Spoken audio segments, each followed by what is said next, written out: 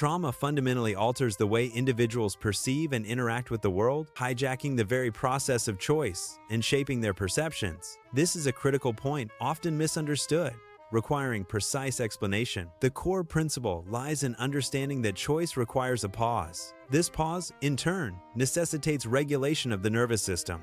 However, trauma disrupts this delicate balance, effectively removing the pause. So, what exactly happens when the nervous system detects a threat, whether real or remembered?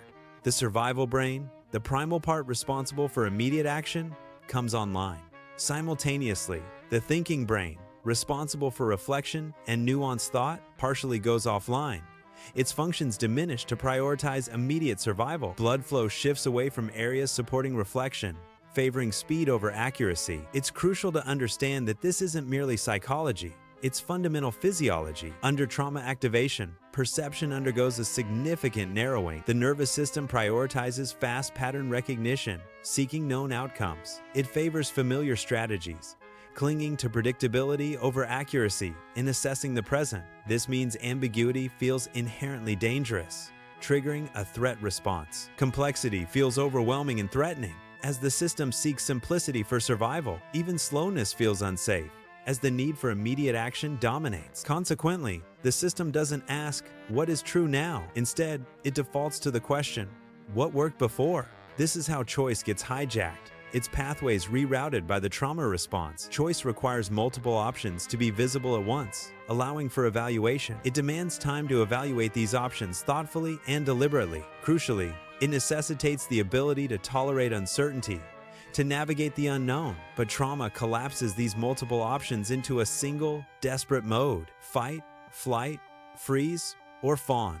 These are the automatic responses. These reactions are not chosen. They are instinctive, hardwired into the survival mechanism. When people later reflect and ask, "Why did I do that again?" the answer lies in understanding that the body chose before the mind could even process. Here's a key piece. When internal regulation drops, external authority feels safer. Certainty, even if false, feels calming in the face of inner turmoil. Strong voices, regardless of their intent, override internal sensing and intuition. This explains why trauma correlates with obedience or rebellion, both reactions to dysregulation. It also sheds light on black and white belief systems, offering rigid structure. Susceptibility to manipulation increases as the individual seeks external guidance. Difficulty trusting one's own perception arises, undermining self-reliance. This isn't due to ignorance, but because the system is desperately trying to stabilize itself. Trauma loops occur because the body doesn't mark the original event as complete. Similar cues, even subtle ones, reactivate the traumatized state,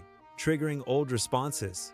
The reaction often feels out of nowhere, disconnected from the present context. The present becomes contaminated by the past, blurring the lines between then and now. The body isn't merely remembering what happened, it's remembering how it felt. The emotional imprint remains, driving behavior in ways that seem irrational. It is very important to note that this is not a failure of the individual. People in trauma states are not unaware, weak, or broken. They are not lacking truth or inherently flawed in any way. They are overriding conscious choice to preserve survival, a testament to resilience. Before we continue, let's anchor this understanding firmly in place. Trauma does not remove free will entirely, stripping away agency. Instead, it delays access to it, creating a temporary barrier to conscious choice. Free will returns when the nervous system can pause again, when regulation is restored. It is a process of reclaiming agency, of regaining control over one's responses. Understanding this is crucial for fostering compassion and effective healing. By recognizing the physiological and neurological underpinnings of trauma, we can move beyond judgment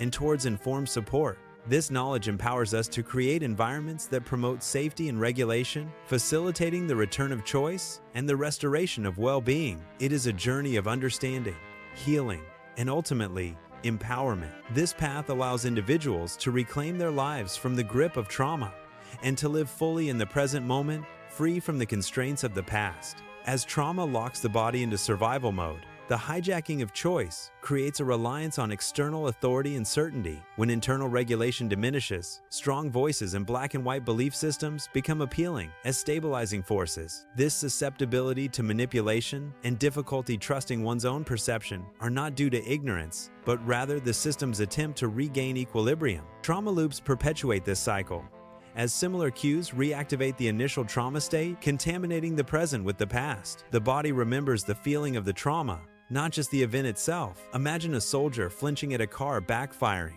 mistaking it for gunfire. His body is reliving the war, even if his mind knows he's safe. This is the power of trauma's imprint. It is crucial to understand that individuals in trauma states are not weak or broken, but rather prioritizing survival by overriding choice. They are doing what they need to do to stay alive, even if it doesn't make sense to others. Consider a child who learns to appease an abusive parent to avoid punishment. This fawning response becomes automatic, a survival strategy ingrained in their nervous system. Even as an adult, they may find themselves instinctively people-pleasing, even when it's detrimental to their own well-being. This isn't a character flaw.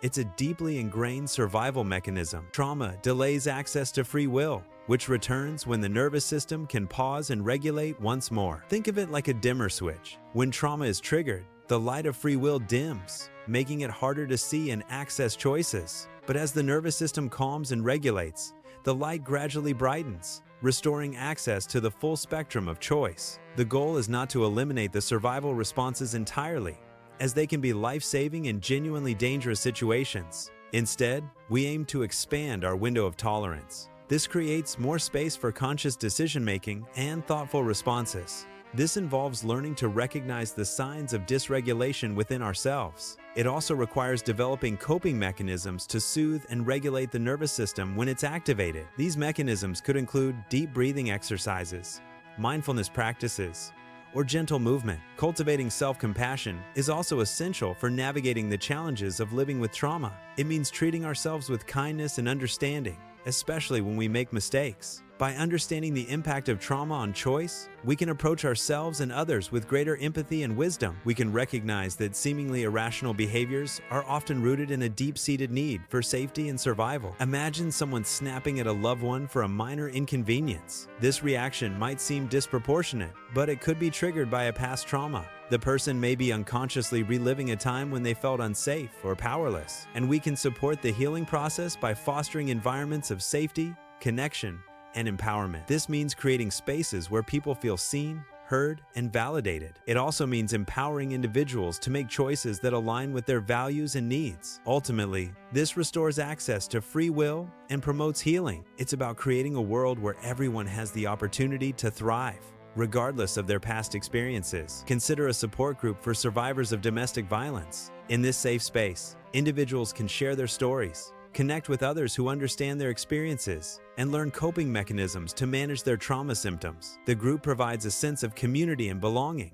which can be incredibly healing. It also empowers survivors to reclaim their lives and make choices that support their well-being. This is the power of trauma-informed care. It's about recognizing the impact of trauma on individuals and communities and creating systems and environments that promote healing and resilience. It's a shift from asking, "What's wrong with you?" to "What happened to you?" This simple question can make a world of difference. It acknowledges the pain and suffering that individuals have experienced, and it opens the door to compassion and understanding. By understanding the impact of trauma, we can create a more just and equitable world for all, a world where everyone has the opportunity to heal and thrive, a world where free will is not a privilege, but a right, a world where everyone feels safe, connected, and empowered. This is the vision that guides our work. This is the hope that sustains us. And this is the future we are working to create. A future where trauma no longer dictates our choices. A future where we are all free to live our lives to the fullest.